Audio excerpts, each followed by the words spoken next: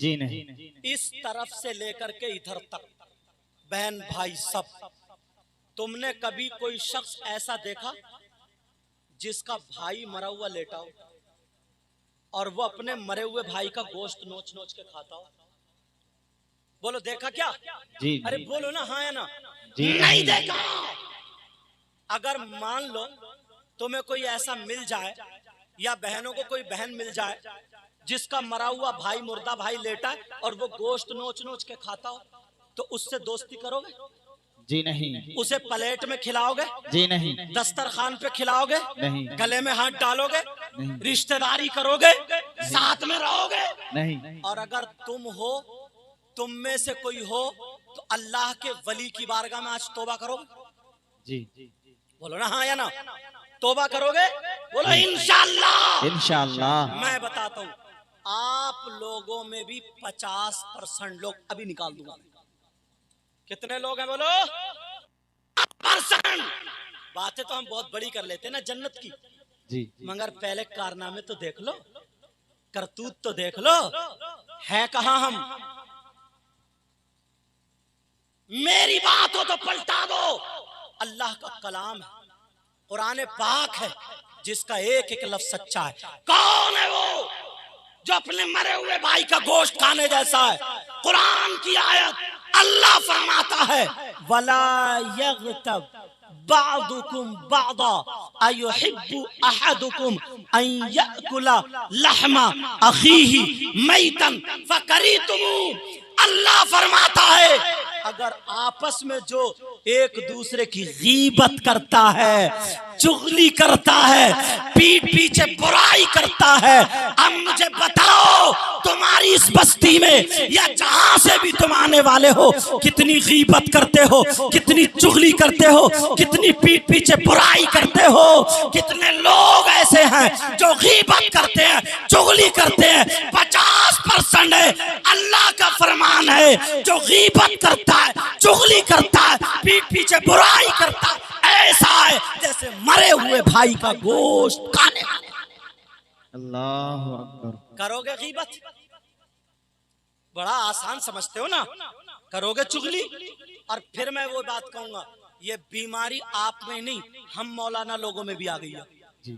बड़ी तेजी से किसी एक मौलाना को मुद्दा बनाया, घंटों उसकी बुराई, घंटों उसकी गीबत, घंटों उसकी चुगली।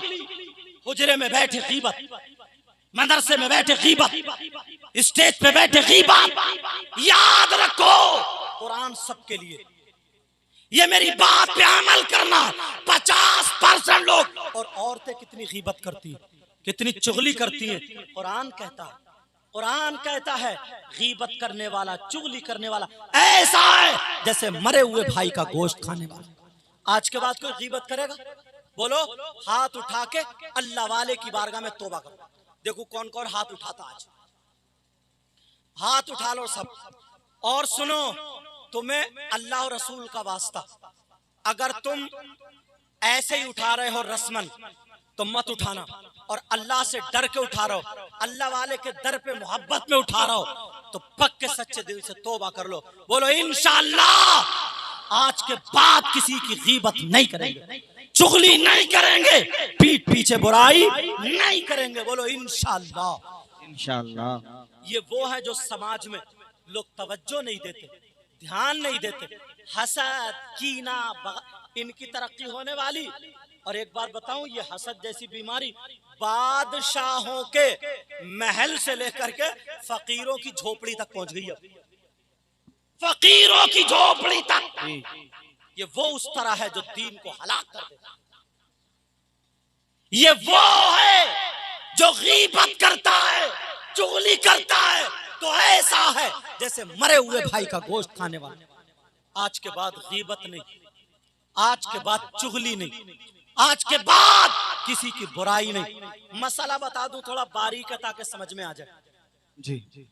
अगर एक भाई ने एक की बुराई की, सुनो, अगर एक भाई ने एक की बुराई की और इनको पता चल गया बुराई का, इनको पता चल गया, तो जब तक ये माफ ना कर दे अल्लाह ताला उस वक्त तक माफ नहीं करता है।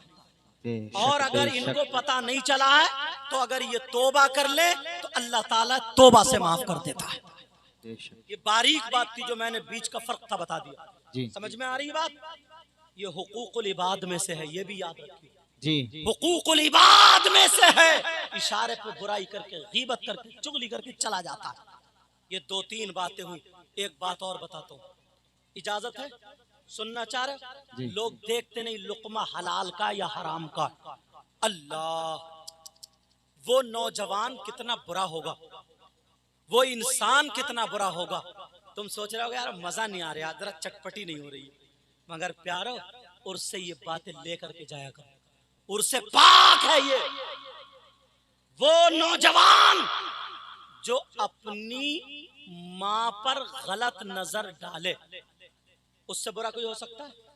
नहीं। कितना बुरा बेटा होगा जो अपनी माँ पे गलत हरकत के लिए नजर डाले, जो माँ के साथ जिना करना जैसा हो। मैंने साफ बता दिया, जी। अब समझ लेना। माँ के साथ, जिस माँ ने 9 महीने पेट में रखा, जिस माँ ने दूध पिलाया, जिस माँ ने पाला पोषा, अब बताओ अगर वो बेटा अपनी माँ पे गलत नजर डाले, कितना नीच होगा वो। उससे बुरा हो सकता है क्या? जी नहीं। बोलो, उससे बुरा हो सकता है? मर जाएगा मगर माँ पे गलत नजर नहीं डालेगा। मगर हदीस तो सुनो प्यारे, हदीस सुनो। है लोग ऐसे हैं, उन्हें पता नहीं है। उर्से पाक में हदीस पहुंचा रहा हूं। तुमने नाम सुना होगा सूद का, नाम सुना होगा ब्याज का, सुना है? बोलो जी। सूद और ब्याज। कितने लोग कारोबार कर रहे हैं, कितने लोग रुपये से रुपया कमा रहे हैं। फसल में दे दिए 10,000, 12 लिए, दे दिए 50-60 लिए, और बड़े खुश है, बोले मुझे तो नहीं, मेरा रुपया कमा रहा। होश में आओ, उर्से पाक से ये बात लेकर के जाओ। सूद और ब्याज लेने वालों, देने वालों, सूद और ब्याज खाने वालों, खिलाने वालों, कारोबार करने वालों, कितने ऐसे हैं जुआ खेलते हैं, सट्टा खेलते हैं, ताश के पत्तों के साथ जुआ, मोबाइल पे जुआ, और टीवी पे जुआ, मैच पे जुआ, और जाने किस किस चीज पे जुआ। जुआ खेल रहे हैं कितने लोग, हराम का लुकमा खाने वालों, सूद और ब्याज। नबी फरमाते हैं, आका फरमाते हैं, बहने भी सुने, आका फरमाते हैं, अल्लाह कहते हैं सूद और ब्याज का जो गुनाह है, उस गुनाह के जब हिस्से किए जाएं तो 70 हिस्से। कितने हिस्से बोलो? 70 हिस्से हैं। और एक हदीस में 73 का जिक्र है। 70 हिस्से। इतना बड़ा, इतना बड़ा, इतना बड़ा, इतना बड़ा। समझाने की वजह से कह रहा हूं, नबी फरमाते हैं कि उस सूद और ब्याज का जो गुनाह है वो 70 दर्जे हैं, और उन 70 दर्जों में सबसे छोटा वाला दर्जा जो है, उसका गुनाह और पाप ऐसा है जैसे सगे बेटे का माँ के साथ जिना। अल्लाह अकबर। करेगा कोई सूद पर कारोबार? है हिम्मत? है हिम्मत? करेगा कोई सूद पे रुपये देगा, लेगा? नहीं। आज अल्लाह वाले की बारगाह में तौबा करके चले जाओगे ना, तो आधी से ज्यादा बीमारियां निकल जाएंगी। लोग ज़कात नहीं देते, लोगों का जो हक है वो नहीं देते हैं, तो मालूम है कभी हॉस्पिटल में पड़ा है, कभी जेल में पड़ा है, कभी लुट गया, कभी चोरी हो गई, जुड़ता नहीं है, चला जाता है। याद रखना मेरी ये बात। यहां कारोबार चलता है ना जमीन का, जमीन कुछ लोग जो उसे किराए पे रखते, रहन पे रखते, अगर 2 लाख रुपए देके 2 एकड़ जगह ले ली, और 2 एकड़ जगह 2 साल या 3 साल नहीं, कहा जब तुम ये सारे के सारे मेरे पैसे लौटा दोगे मैं तुम्हारी जगह छोड़ दूंगा, और जब तक तुम नहीं लौटाओगे तो मैं तुम्हारे पैसे, तुम्हारी जमीन नहीं दूंगा। ऐसे जमीन किराए पे रखना, रहन पे रखना, ये भी जायज नहीं, ये भी जायज नहीं। और अगर तुमने 2 साल के लिए रख लिया, 2 लाख पे, 3 लाख पे, जब टाइम पूरा हो जाएगा छोड़ देंगे, पैसे खत्म। चाहे 10 रुपए पे रखो, 10 लाख पे रखो, तो ये जायज है।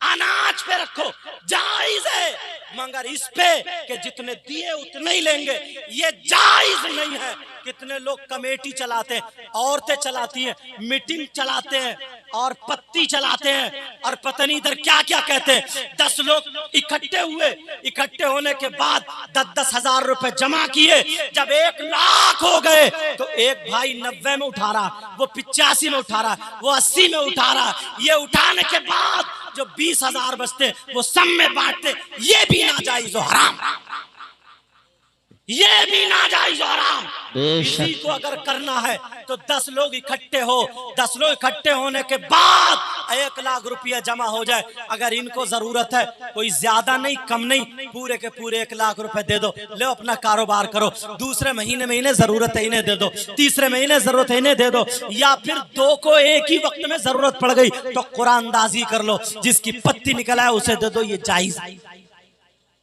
ये जायज है।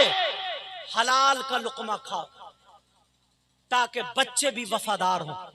हलाल का लुकमा खाओ ताकि बच्चे भी अच्छे हों। हलाल का लुकमा खाओ ताकि तुम्हारी नमाजें कबूल हो, ताकि तुम्हारी दुआएं। बोलो हलाल का लुकमा रहेगा। अल्लाह वालों की बारगाह में ये भी सबक होता था। आखिरी बात बता रहा हूं और खत्म। आखिरी बात, किसी को